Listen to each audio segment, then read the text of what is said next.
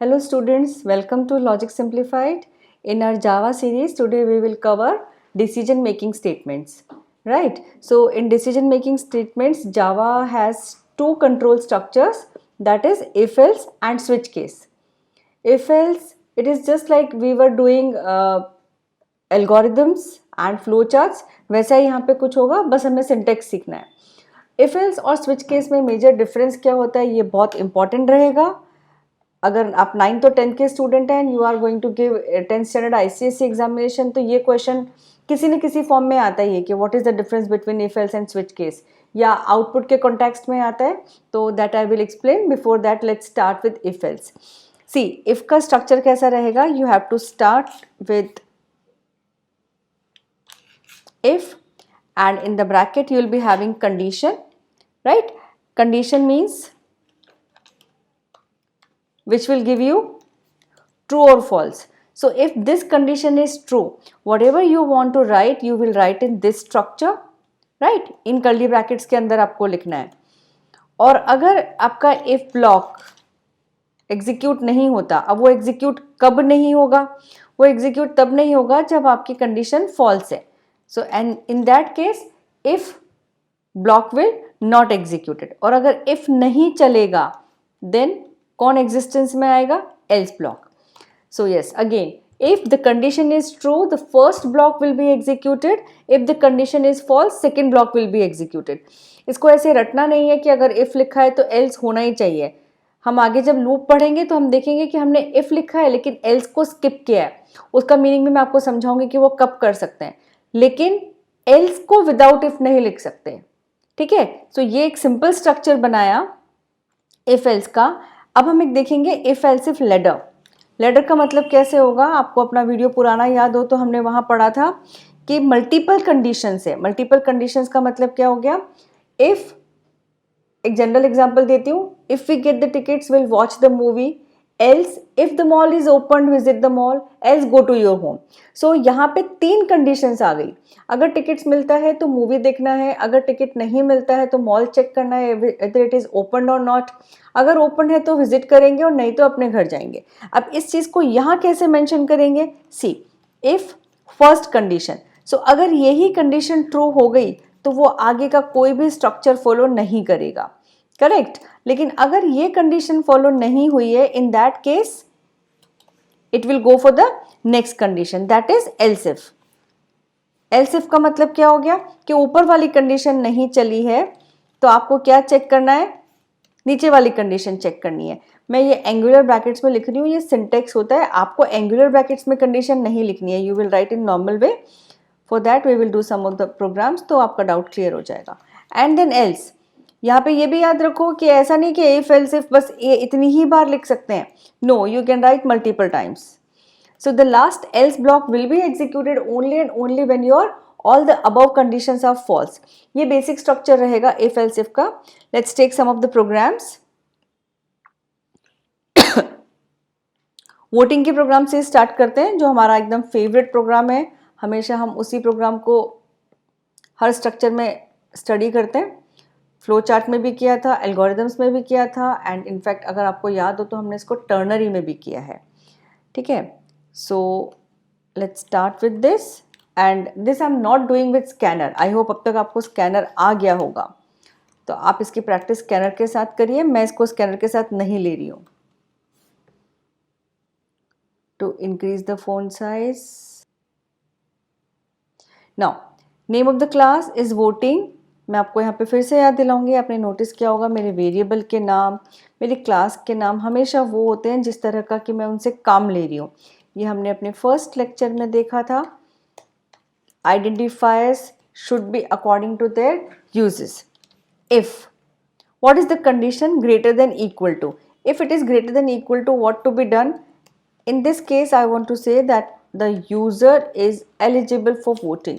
That's a simple statement. Eligible for voting, correct? And if it's not, then else में क्या जाएगा, not eligible for voting. और not eligible के साथ if I want to add one more statement तो वो कैसे होगा, वो भी इसी ब्लॉक में होगा, not eligible. And suppose I want to say come after, इसका एक एग्जाम्पल लेते हैं. अगर यूजर ने 12 डाला तो I want to say you are not eligible come after 6 years, तो वो कैलकुलेशन कैसे होगी, देखो कम आफ्टर.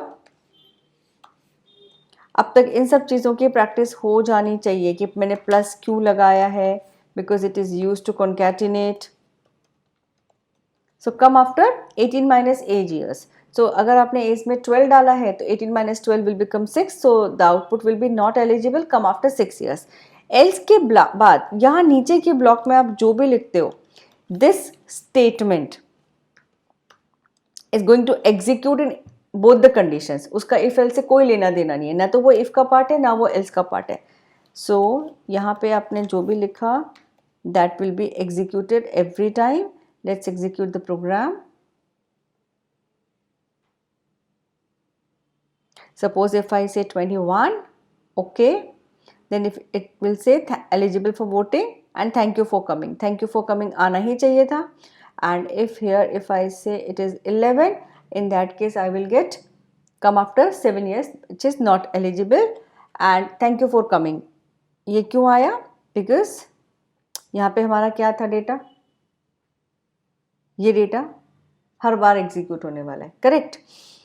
ये हुआ जिसमें हमने सिंपल इफ और एल्स लिया है, राइट. अब हम इसी प्रोग्राम को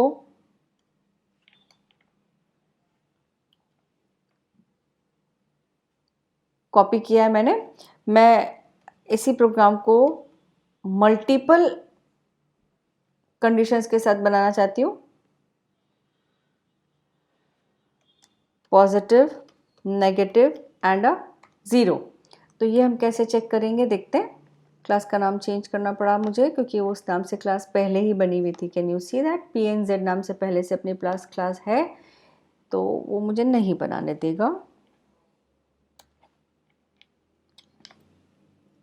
राइट. तो मैं इसका नाम भी चेंज कर देती हूँ, पॉजिटिव, नेगेटिव एंड ज़ीरो. यहाँ पे मैं एक नंबर इनपुट करवाऊँगी, number. And if this number is greater than zero, number is greater than 0, in that case it should be what, it should be positive, correct.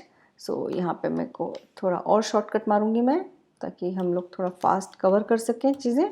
Number less than 0, in this case it is what, it's a negative number. and here I don't want this statement. इस programme में हम एक नई चीज़ और सीखेंगे कि अगर if और else ब्लॉक में you have only a single statement to be executed, you can skip curly brackets. कैसे देखते हैं. पहले लॉजिक पे ध्यान देते हैं. अगर ग्रेटर देन 0 था तो number is a positive number. अगर ग्रेटर देन 0 नहीं था, लेस देन 0 है, सेकंड कंडीशन जो हमने चेक की, in that case it's a negative number. और else you can say definitely it's a 0. So yes, I was talking about this condition कि मेरे पास अगर एल्स ब्लॉक में एक ही स्टेटमेंट है तो मैं क्या कर सकती हूँ, ये जो कर्ली ब्रैकेट्स लगा रहे हैं ना, प्रोग्राम छोटा कर सकती हूँ. अगर आपको लगता है नहीं हम तो कंफ्यूज हो रहे हैं, हमें नहीं करना है, तो यू कैन स्किप. बट आपको ये आना चाहिए क्योंकि अगर आउटपुट में ऐसा क्वेश्चन पूछ लिया तो फिर आप कंफ्यूज हो जाओगे कि अरे ये क्या हो गया, सिंगल स्टेटमेंट आया है और कर्ली ब्रैकेट्स गायब है. तो कर्ली ब्रैकेट्स क्यों गायब हो जाते हैं? If there is only single statement to be executed with any of the block, चाहे वो इफ हो चाहे वो एल्स हो, आप कर्ली ब्रैकेट्स हटा सकते हैं लाइक दिस. सो आपने देखा है प्रोग्राम कितना छोटा हो गया. एग्जाम टाइम में जब आपके पास बहुत कम टाइम होता है आप पैनिक हो जाते हो, अरे कैसे कंप्लीट करें. तो ये सारी छोटी छोटी चीज़ें ध्यान रखो. कर्ली ब्रैकेट नहीं लगाया, प्रोग्राम हमारा शॉर्ट हो गया. नंबर ग्रेटर देन 0 है पॉजिटिव, लेस देन 0 है नेगेटिव, एल्स इट्स अ 0. और इसी में हम लोग एक और प्रोग्राम मैं आपको सिखाती हूँ. आप लोगों को याद होगा हमने इवन और ऑड का प्रोग्राम किया था. आई एम सो सॉरी मैंने इसको आपको एग्जीक्यूट करके नहीं दिखाया. 1 second. Compile the program. Then let's start with the number. Suppose if I say 12, which is my positive number. Yes, correct answer. And one more example we'll take for negative.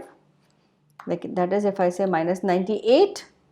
okay, and I was expecting minus 98 is a negative number, which is perfect.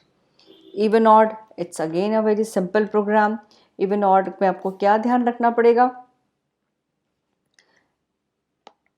Even odd कैसे check करते हैं? किसी भी number को अगर मैं divide करूं 2 से और अगर मुझे नंबर मिल जाता है, रिमाइंडर मिल जाता है 0, then I can say it's an even number. और जो नंबर इवन नहीं है वो डेफिनेटली ऑड है. तो यहाँ पे आपको बहुत ज़्यादा मेहनत करने की ज़रूरत नहीं है. %2 क्या क्या याद रखना है वो देखो. एक तो रिमाइंडर पे ध्यान दो और एक डबल इक्वल टू पे ध्यान दो. 2 चीज़ें करनी है.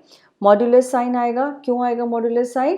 क्योंकि आप रिमाइंडर निकाल रहे हो. डबल इक्वल टू क्यों आएगा? क्योंकि आप कंपैरिजन कर रहे हो. ये गलतियाँ नहीं करो, नहीं तो इन सबके मार्क्स कट जाएंगे. So number modulus 2 equal to 0, then you can say it's even number. इसमें मुझे एल्स इफ की ज़रा भी ज़रूरत नहीं है, क्योंकि अगर नंबर इवन नहीं है, what does it mean? Number odd है, राइट? सो सीधा आप एल्स में जाके ऑड नंबर बोल सकते हो.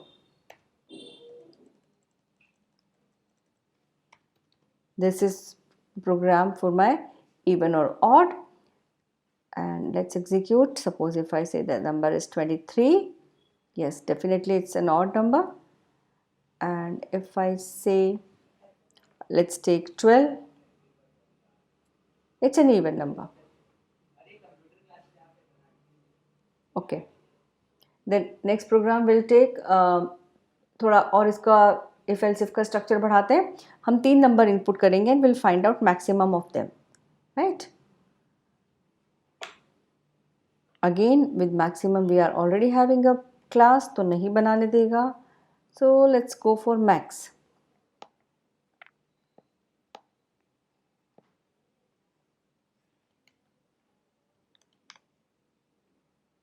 सो अगर आपको 3 नंबर इनपुट करवाने हैं, तो एक तो मैंने आपको मेथड बताया हुआ स्कैनर, जो मैं आज फॉलो नहीं कर रही हूँ, वो आप लोग फॉलो करेंगे. अभी जब भी आपको नंबर इनपुट करवाना है, आप डायरेक्ट नंबर इनपुट नहीं करेंगे.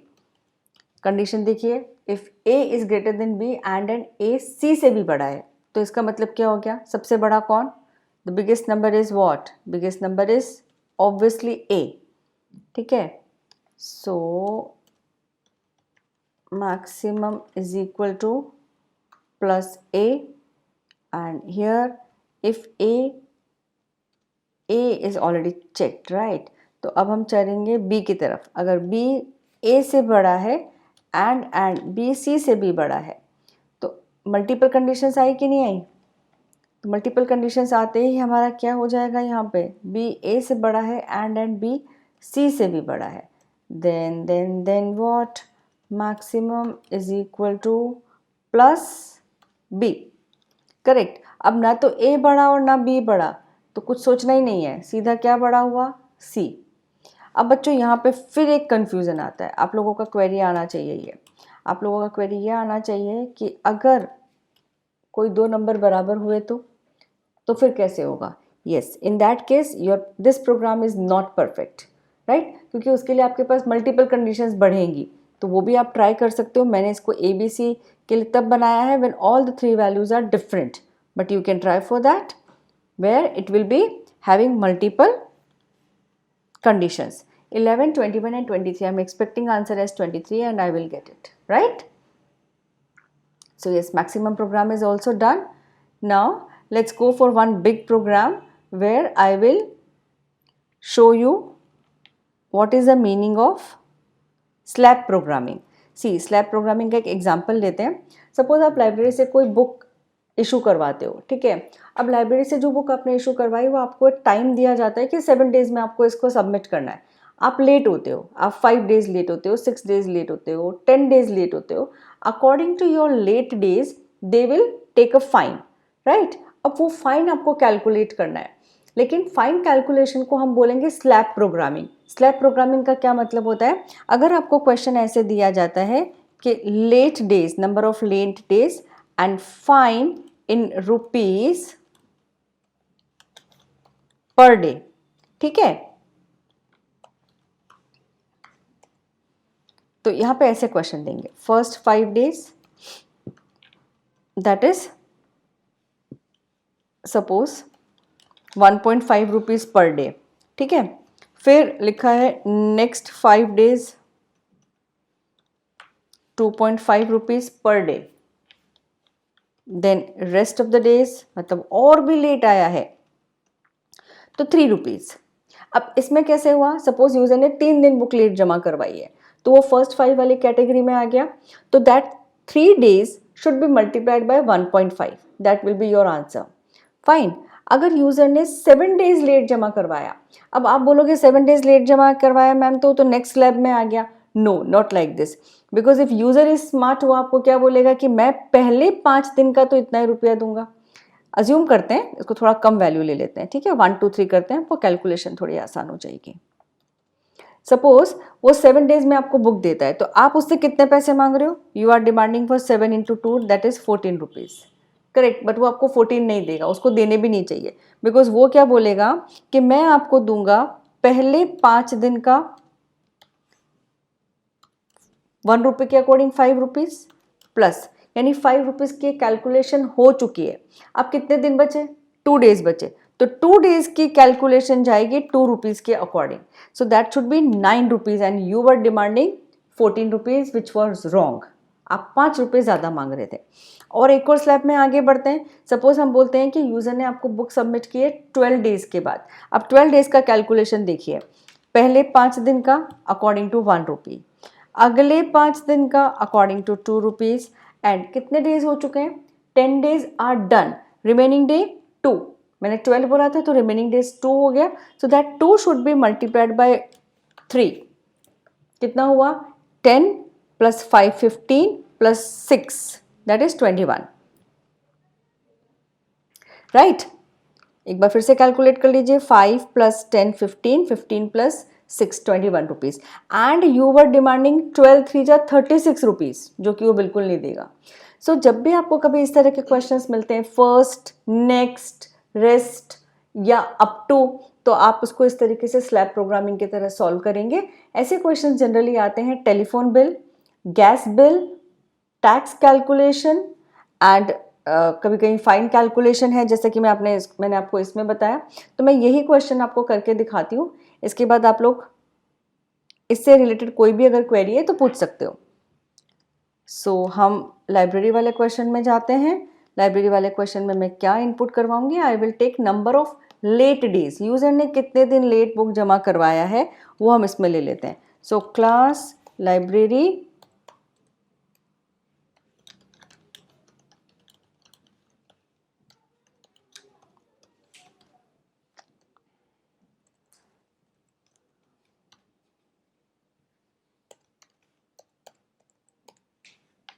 नंबर ऑफ डेज हम ले चुके हैं और यहाँ पे हम लेंगे फाइन कैलकुलेशन, ठीक है। So if days less than equal to 5, पहले 5 दिन का फाइन कैलकुलेट हो रहा है, कैसे होगा, जो भी नंबर ऑफ डेज है multiplied by 1 that will be your fine. Else if अगले 5 दिन, तो अगले 5 दिन मतलब ये पहले वाले 5 दिन और अगले 5 दिन मिला के कितने हो गए, 10 हो गया। तो now days if less than 10, so calculation will be done like this, fine is equal to first 5 days, first 5 days according to 1 rupee plus जो भी डेज यूजर ने डाला है उसमें से 5 को माइनस करके मल्टीप्लाइड बाय 2 कर दीजिए, क्योंकि अगला जो स्लैब है वो 2 रुपीज़ के अकॉर्डिंग था। एल्स का मतलब क्या हो गया, ये नेक्स्ट स्लैब में चला गया। मैंने आपको 3 स्लैब का करके दिखाया है, स्लैब्स बढ़ भी सकती हैं, 5 into 1 प्लस नेक्स्ट 5 डेज का 2 रुपीज़ के according that is plus 2, and days minus हम 10 करेंगे बिकॉज ऑलरेडी 10 डेज का कैलकुलेशन हो चुका है, and multiplied by 3। So after doing this you can after the calculation you can display, आप अपने जो यूज़र है उसे डिमांड कर सकते हो कि आपने इतना दिन लेट बुक सबमिशन किया है और आपका जो फाइन कैलकुलेशन है वो कुछ इस तरह से आया है, तो आप यूज़र से उतना पैसा मांग सकते हो, राइट। इसको मैं आपको एक बार कैलकुलेट करके बताती हूँ। मैं सीधा आपको 22 डेज के लिए करके दिखा रही हूँ। मैंने 22 डेज डाला, 51 rupees. Let's check it again कि 51 कैसे आया। 22 डेज का 51 आया। Let's check, 5 into 1 plus next 5 days का 5 into 2 प्लस कितने दिन का हो गया, 10 डेज का हो गया, तो 22 minus 10 that is 12 into 3, calculate करिए, that is 5 plus 10 plus 36 कितना हो गया 51 rupees. Correct? So according to our manual calculation also we are getting the correct answer. इस वाले पूरे वीडियो में मैंने इफ एल्स का बेसिक्स देने की कोशिश करी है. नेक्स्ट वीडियो में मैं कोशिश कर रही हूँ कि कुछ इसके प्रोग्राम्स जो बोर्ड्स में आए हुए हैं वो प्रोग्राम से आपकी मदद करूँ. वो बड़े प्रोग्राम्स होंगे थोड़े, और इफ एल्स का प्रोग्राम 9th स्टैंडर्ड के लिए तो आएगा केवल इफ एल्स के साथ, बट विद 10th स्टैंडर्ड एक सेपरेट प्रोग्राम कभी भी नहीं होगा. This program will be clubbed with functions. So हम उस तरह के भी कुछ प्रोग्राम्स की प्रैक्टिस करेंगे. मीन्स नेक्स्ट वीडियो में आपको केवल प्रोग्रामिंग मिलेगी which is a bit higher level, right. उससे पहले मैं आपको स्विच केस का एक बेसिक कॉन्सेप्ट समझाऊंगी, उसका भी वीडियो रहेगा. एंड आफ्टर दैट दोनों को मिला के भी प्रोग्राम्स रहेंगे. आपको इसमें कोई भी क्वेरी है, feel free to ask. We are here to help you only. Please like, comment and share our channel. Thank you.